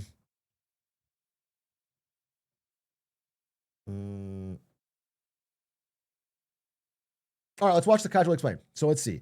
Casually Explained the global military superpowers. This video is sponsored by Saley. Wait, can you make it understandable why the Lakers lost to the Knicks? The Lakers, love them to death, have the worst fucking bench in the entire NBA. Their fucking bench is so trash. And Luka Doncic, who is the best fucking player out there on either team every fucking night, is putting his heart and soul into scoring. People call him a bad defender. No, he's not he's an average defender. He's an incredible offensive player. It's not Luka fat. It's that we have an awful, awful, awful, awful bench. What do you mean to Vando? Vando's not even who I'm most mad at. Fucking Gabe fucking Vincent should be Bro, watch Jimmy Hyrule video. I actually didn't watch Jimmy Hyrule video. I wanted to watch it with chat. While we all know there's nothing we can do to improve our own lives, and it's best left to whoever's in the White House, Okay. It's also the case that the people at the top of our institutional hierarchies have more than just the clamoring citizens to answer to, as they have real issues on the global stage they have to make worse. Meaning, in order to actually understand the larger scale objectives of a nation, we have to zoom out and view every country like we're playing Civilization, and we're in charge of large-scale decision-making for the country's resources and political interests, rather than viewing the world as a citizen from that country. Okay. A good example of this is that in economics and politics, everyone says that America is the most powerful country in history, as they have the best technology and are the richest civilization of all time. Then immediately everyone in the comments says, well, I'm American and I'm not rich. And I'm sure that's correct, but observe how zoomed out I am on the map. I can't see you at all, meaning you are a trifling statistic to me. Similarly, what's clear both in real life and in video games is that the most significant threat to your empire is other nations enacting military force toward you while you're just trying to get your supply chain. Did you guys ever play the game Empire Earth? Is anyone old enough to have played that game? It was a strategy game where you could go from cavemen to the future. It was so fucking badass. It was so badass. But the only problem with that game, I think if I played it now, that I'm like a fucking RTS gamer, you could probably rush someone and kill them. But back when I played as a kid, everyone played slow. And so no one could ever attack anyone. Because if I ever spent my resources making an army of like horsemen or whatever, and you attack, by the time they get there, they have the next age. So it would be like, your fucking horsemen run into tanks. And then if you try to attack with tanks, oh, they have robots. If you attack with robots, they have laser beam things. You could never like do anything. So every game lasted so fucking long. Together to make light bulbs. For this reason, I wanted to look at the most powerful nations on Earth in terms of military might, which means looking at all 7 nuclear powers in the world, starting with the weakest and moving up to the strongest. To preface, I'm not going to be mentioning any countries in Africa or South America. This is because they don't have any nukes, meaning they don't matter or exist, so we can just delete those. This is how they do it in the Pentagon, by the way. First, we have our honorable mentions, which are countries that have no nuclear weapons but are still extremely formidable. Iran. Iran currently does not possess any nuclear weapons, but recently was enriching uranium to levels above 60% in a facility 90 meters under a mountain. This was a bit suspicious and of course alarming to America's Department of Defense, because as the name implies, what America is defending itself from is another country possessing an object that its current arsenal couldn't destroy. Thankfully, there is not yet such a thing. Just so you know, I wrote that description before they rebranded to the Department of War, which, let's be honest, if you thought America was ever defending itself from anything, the only technology they would need is an Iron Dome that shoots down Boeing 767s.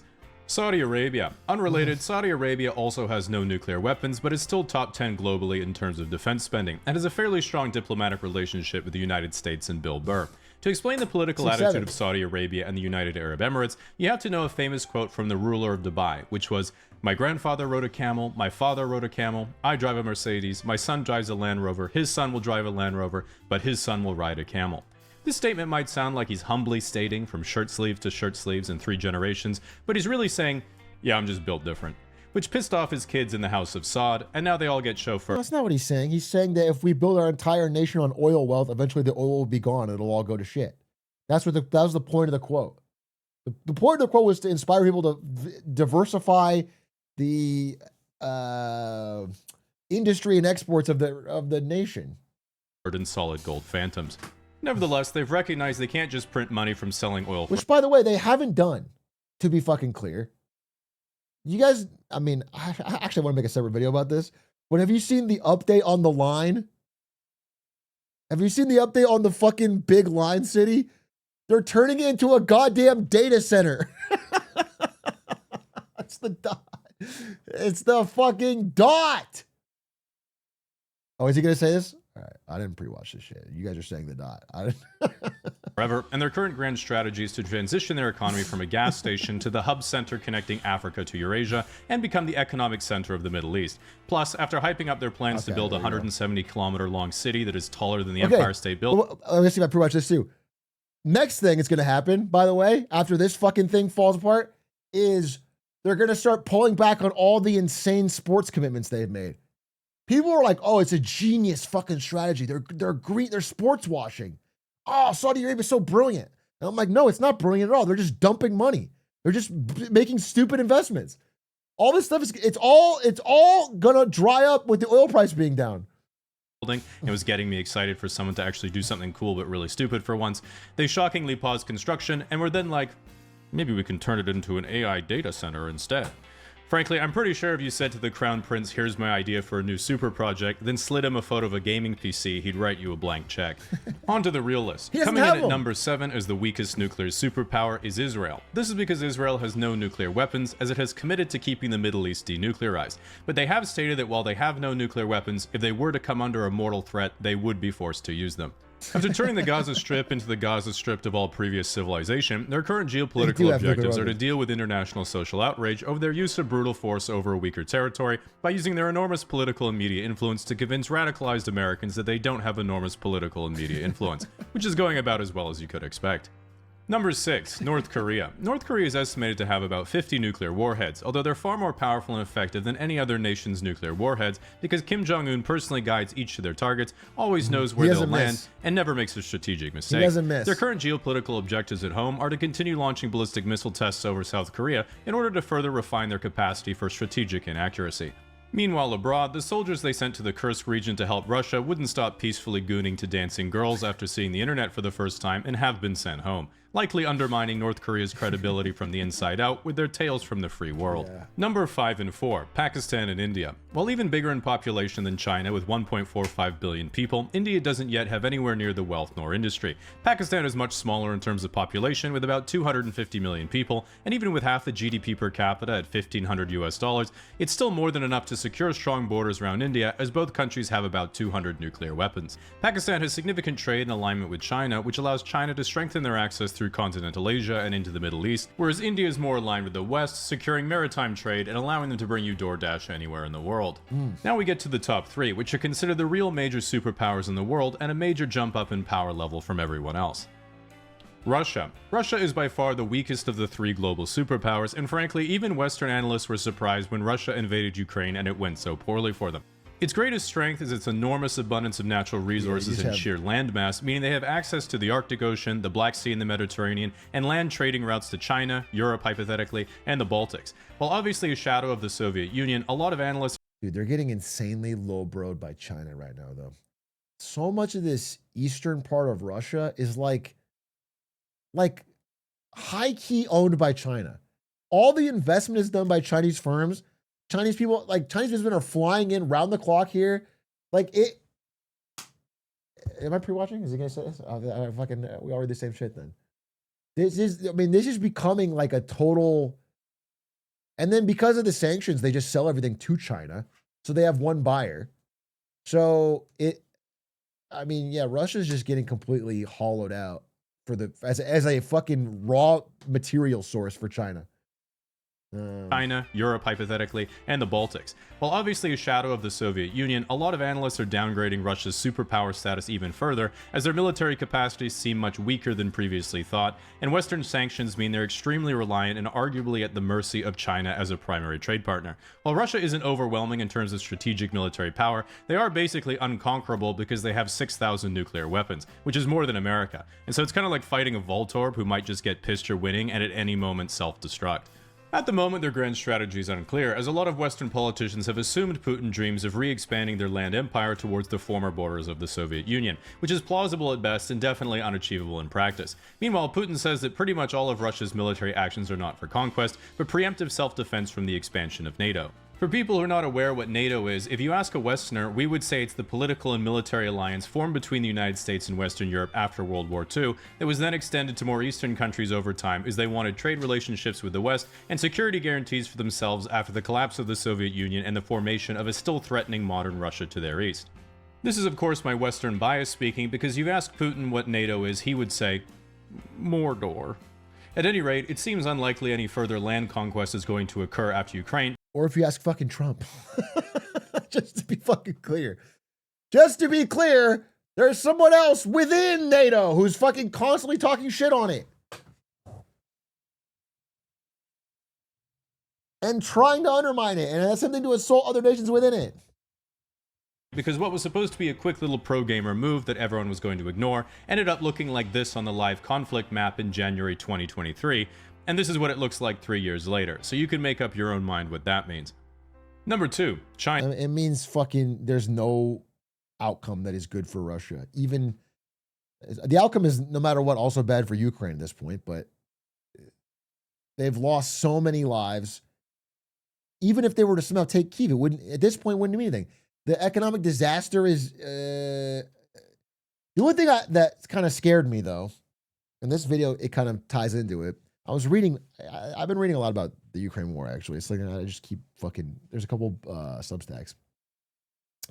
And it's like just imagining a Russia after Putin, which, by the way, no indication that'll happen for a long time to come. But as much as I personally despise Putin, the problem is a Russia that is in an economic disaster, that doesn't have a strongman Putin-type figure, is like at extreme risk of balkanizing, or there's just so many nuclear weapons there. There's so many nuclear weapons, and without some authority, it puts the amount of risk of these nuclear weapons falling into different hands is like insanely high. There's thousands of nuclear weapons in Russia. It's you know, it is a problematic there's actually a lot of indication that people would want Putin to stop invading Ukraine but not lose power.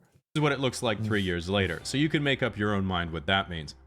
Number 2, China. China's biggest strength is turning their country from what was essentially an agrarian peasant society getting conquered by the Japanese during one of their many angry phases in the 1930s into the largest industrial economy in the world and second largest GDP in quite literally 40 years. They have a population of 1.4 billion and a GDP per capita of $13,000, which is absolutely absurd given its size and where they started. A common sentiment you'll hear online is that China actually only has a population of 800 million, but then you ask for evidence and they're like, Well, some Japanese scientists measured their annual salt consumption and it was lower than expected. Which is complete nonsense because my grandma's Japanese, and if you said, yeah, Chinese salt consumption is about 2/3 of what we expected, what do you make of that? She would have said, make a lot of sense, Jamie. Chinese don't know how to cook properly.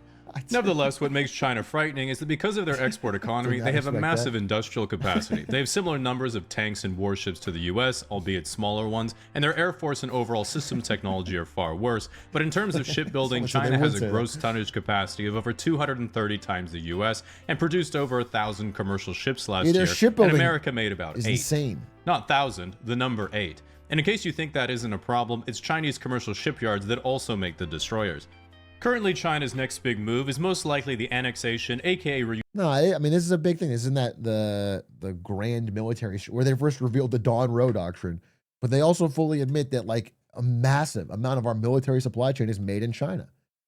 Like right now, our military, bullets, fucking ammunition, drones, ships, tons of things that our military is made in China. That's where all the manufacturing is. So and even like if you talk about, there's a lot of military contractors in America, fucking Northrop Grumman, Raytheon, all these fucking huge parts of where they source their supplies is from China. So it is a strategic vulnerability, absolutely. And people discount it.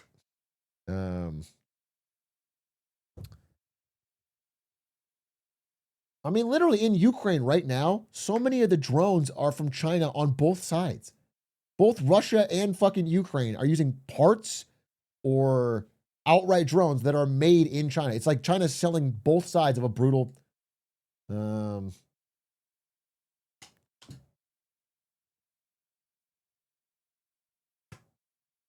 that's a big part of it. I want to say one more thing though, which was we go back. What was it about this?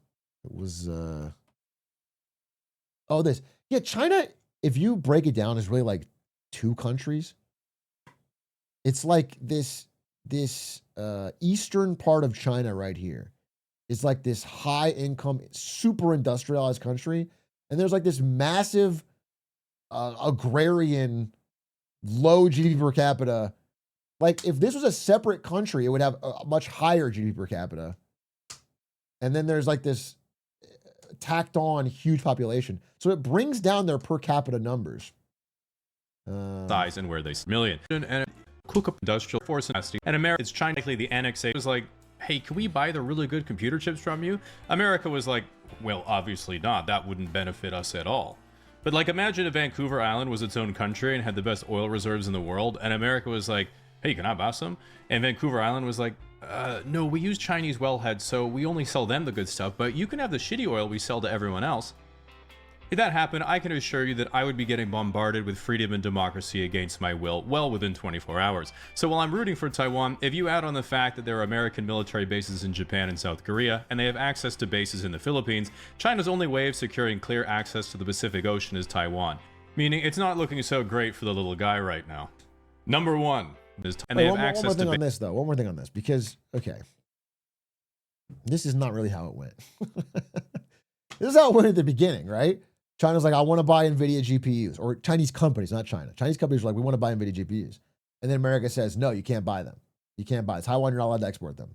Then a bunch of them get exported anyway, okay? They get exported through Singapore. A ton of them. They just go through they get around the sanctions. And then when America drops this fucking sanction, China goes, actually, you're not allowed to buy, tells all the Chinese companies, you're not allowed to buy them. Because actually, China never wanted their companies to buy fucking NVIDIA GPUs. They wanted the companies to buy homegrown Chinese ones so they could get better. China never wanted them. China was praying that the United States would sanction them, which they did. It's stupid. We should have fucking... The idea of these tech chip sanctions was so backwards. It did the opposite effect. Buying NVIDIA in China would benefit NVIDIA. It would benefit America. It would benefit... The idea that you could tech blockade was stupid. It didn't work. America was like, well, obviously not. That wouldn't benefit us at all.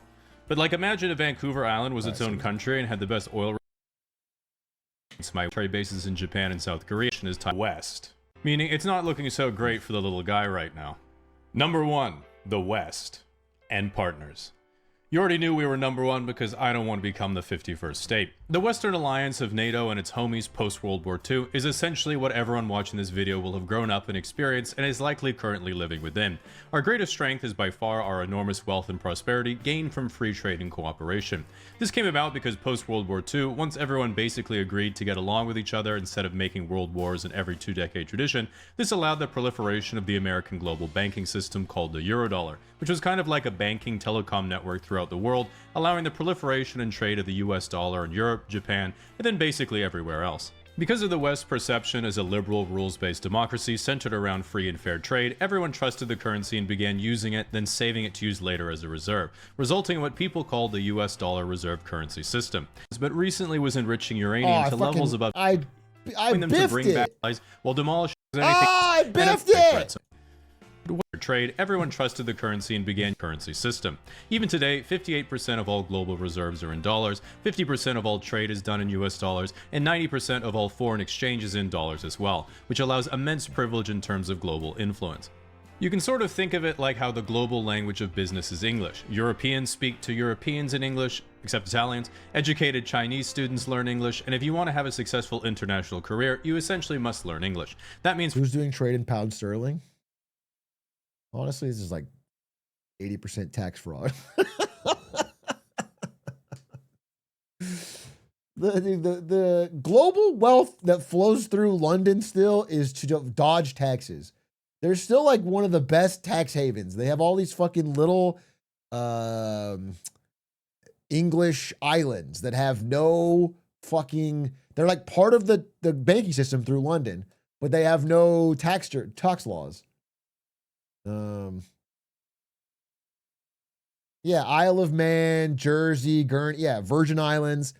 All these islands for Great Britain basically exist for the global rich to put their wealth in London and still be part of like this connected global system, but they put it through a corporation on one of those islands. And there's so many laws there that like allow them to hide the source of the money, hide who they are, and avoid taxes. That is why London still has financial power, despite the UK's dramatic fall off. They converted their economy into a finance hub for tax dodgers. And then, the global reserves here is missing a key thing. There's the dollar, there's the euro, there's the yen, there's the pound. What is it missing that people keep their reserves in lately?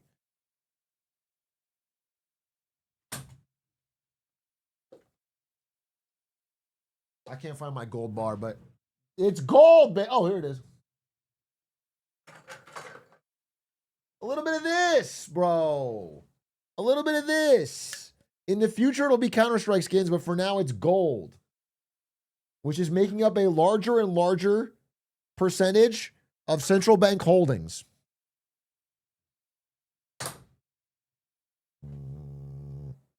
immense privilege in terms of global influence.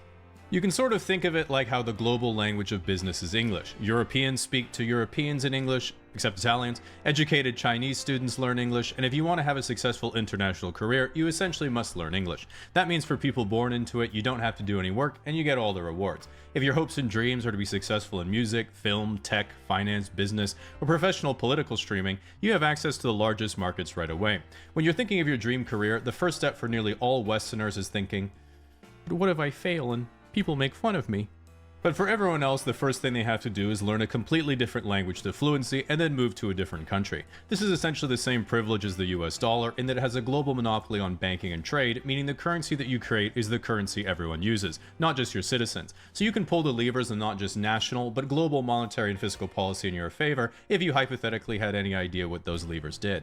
With that said, currently the geopolitical grand strategy of the West is in complete disarray, because prior to Trump 2.0, both the Democrat and Republican plan was essentially to maintain the pre-existing Western rules-based order in conjunction with its allies in Europe and Asia, with only pocketed military intervention as fires needed putting out, or some perhaps slightly imaginary threats emerged. Even now, it's still not clear what the new WMDs hard-right were real. grand vision is, or if there even is one. People don't talk about how good they are at hiding them.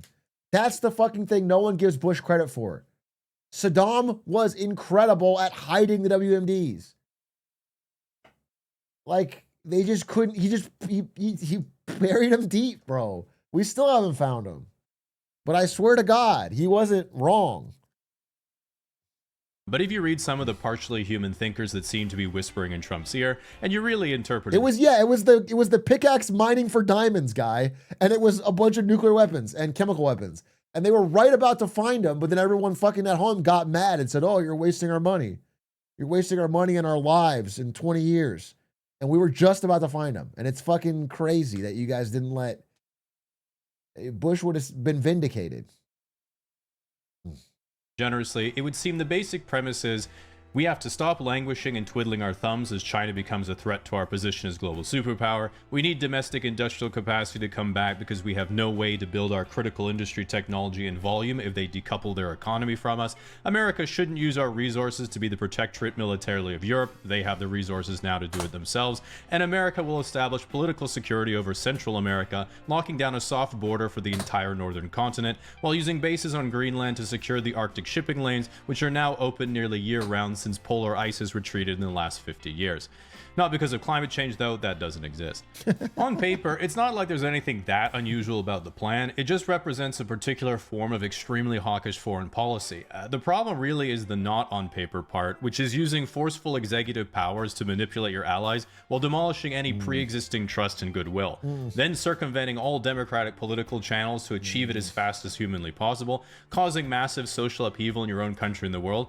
And all of this is while defying the entire fundamental basis of the Western alliance in the first place, which is ironically destroying the social cohesion and resulting trade and finance empire that made America great post-World War II. From everything I've looked at, pretty much everyone seems to either think that America is trying to intentionally disconnect and isolate itself from Europe and its allies in an act of ultranationalist self-suicide combined with an economic Cold War with China, or that they're finally using strong-arm tactics to concentrate executive power and accelerate decision-making, allowing them to bring back real military strength, security, national identity, and industrial power to a stagnating Western empire. Frankly, I don't think anyone has any idea because everyone I read on the topic just keeps getting every prediction wrong, and if I were playing your boy Donald in a grand strategy game, I'd be very confused, and all I do is keep a very wide berth to protect my light bulbs. But the good news is that at the very least, if you can get past the lying, the corruption, and Rape Island, the characters this season have been the best written I've ever seen. Unlike politics of back in my day, which was mostly about either having elite-level charisma or just being born into the ruling class, winning on being relatable or hot, and then having absolutely no idea what you're doing. Some people are like, yeah, but Jamie, this isn't Game of Thrones. This is the real world. It could end with you dying in a nuclear war. Which always makes me think, nah, I'm down. Now, unlike NATO, what shouldn't be collapsing is your access to an allied network of telecom towers giving you affordable access to cell phone coverage wherever you travel to. With today's sponsor, Saley, you can ensure just Check out Saley. Check out Saley. Wow. It's an ad. I feel like you really disrespected George W. Bush there and all the great he did. Good video. I mean, good video. Definitely interesting discussion.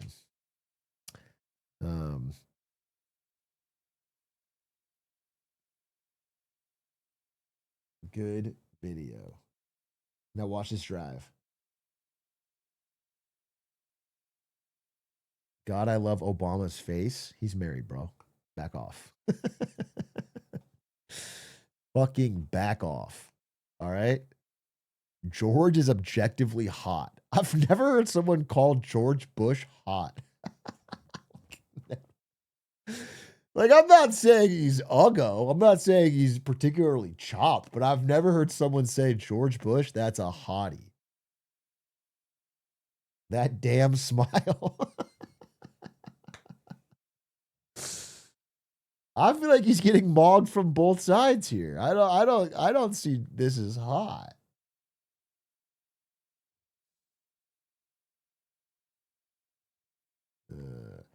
I'd say when George Bush is pitching or playing golf or dodging shoes, I can see what you're saying. Okay? The way he moves, okay? His confidence in his movement. Definitely. Definitely. But like his face of like looks maxing wise, I'm not seeing it, bro. I'm not seeing it. Look up young George Bush. You want to see a hottie? Go back to the 1910s and look up young Joe Biden, bro. Young Sleepy Joe. I think it was the first color photograph. Have you seen this? Jeez, bro. This is the first color photo. Bro is mogging.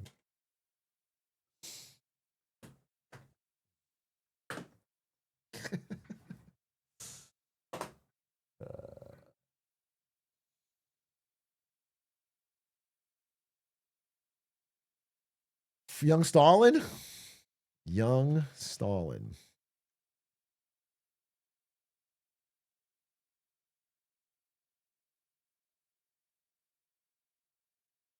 All right. Well, I'm seeing two here. One of them's not as like, okay, this is young Stalin. I can see it. Kind of like gives a little bit Brooklyn hipster, bro. A little bit like, you know, a little bit like this guy is gonna ask me for Coke at a party, and then like, this guy, I don't know. But then this is the other young Stalin photo. It's like, what? Was that mustache in? My God, bro. That's chopped. That's chopped. That's, yeah, Groucho Stalin. The first one's after the Instagram filter.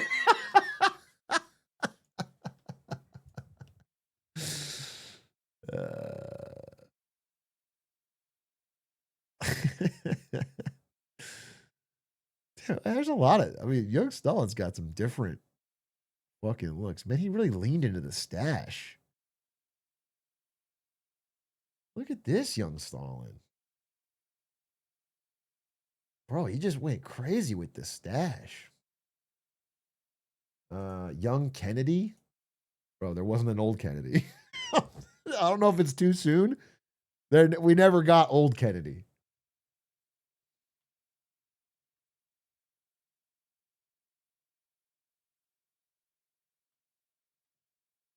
Dude, you search up young Kennedy, you get like a 14-year-old because you just look up JFK.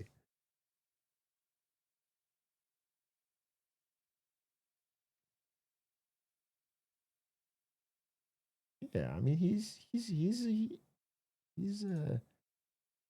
honestly, for how much they talk about Kennedy being, oh, he was the hottest president. He was insane. He's not that hot.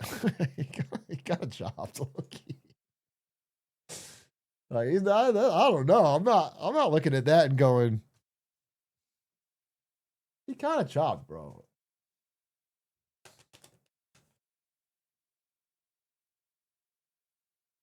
Like, you know, I mean, there's something, but I think it's his aura more than anything.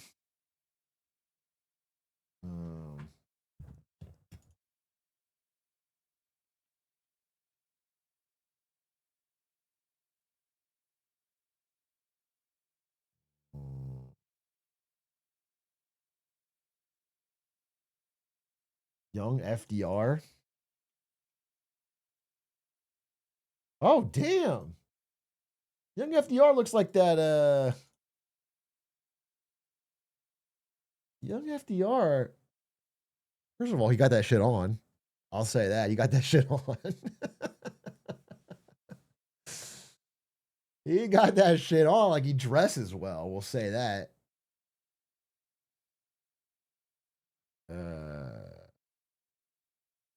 What about a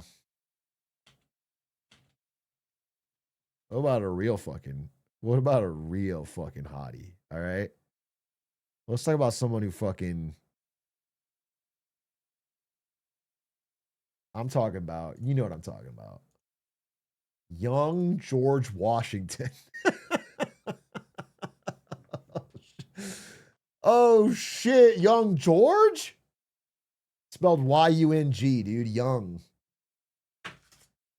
He just finished chopping a cherry tree. Okay? That's the only thing that's chopped in this photo. You took that photo? This is from my photo roll. This is when I was hanging out with George. He's like, take a photo. I have a great idea.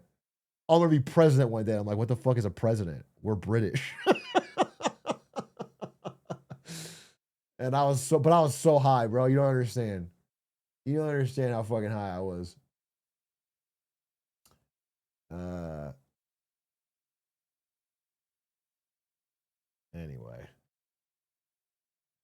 Anyway, any hoots. Ladies and gentlemen, that's the end of my stream today. Very fun talking to you. What a blast. We are back in action. Jazz Falcon, thank you for 6 months. Thank you so much for the subscriptions. 07s. Goddamn. What time am I back tomorrow? Probably 6:30, probably normal time. 6:30 Pacific. We'll be back with a Kevin Warsh presentation and a Was a Beijing. Appreciate you. Thank you for allowing me to have this January break. I really, really needed it. I really enjoyed it. My sleep debt. That's what I want to show. I want to show you this before I go. I want to show you my sleep debt. That was exactly what I was fucking missing. Dude, check this out. This is why we had to have the talk. That's why I forgot. All right. But I couldn't find it because I'm fucking dumb. That's what it was. That's what it was, dude. Okay, wait. But what if I still can't find it? Well, then that would be fucking useless, wouldn't it? Oh, I found it. Okay. Okay, check this out. Okay. So see this? This is December. The red ones are like 4 hours, 5 hours of sleep. That's when I was doing a clip every day. December, I had mostly red. I had a lot of sleep debt. My sleep debt was up to 7.5 hours in December. So it was like, bro, you're not sleeping. You're fucking living like shit. This is January. It's like almost all blue. Okay. And my sleep debt dropped to 0. 0. So if I start doing content again in February and it goes back to red and I feel like I'm fucking a zombie again and I feel like I have no energy during the day, then I'm just going to have to change something. Straight up. Like I'm just going to change something. Because this is I feel so much better. I feel so much better. My life feels better. I'm a nicer person to people in real life, not to you guys. I'm like a nicer person. I wake up earlier. I have more things to do in the day. I just have more. I have more and I don't want to go back. So I got to figure it out. Anyway, chat, appreciate you. Thank you very much for watching. I'll be back tomorrow. I got a lot more to talk about. 07s. I'll raid somebody.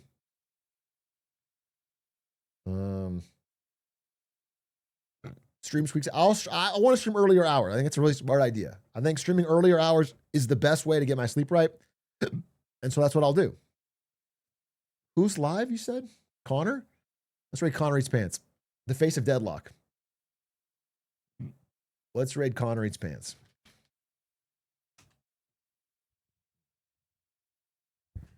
The fucking face of deadlock. I gotta say, they don't call it a live lock. Everyone's trying to tell me the deadlock's about to happen, and I'm just like, I'm not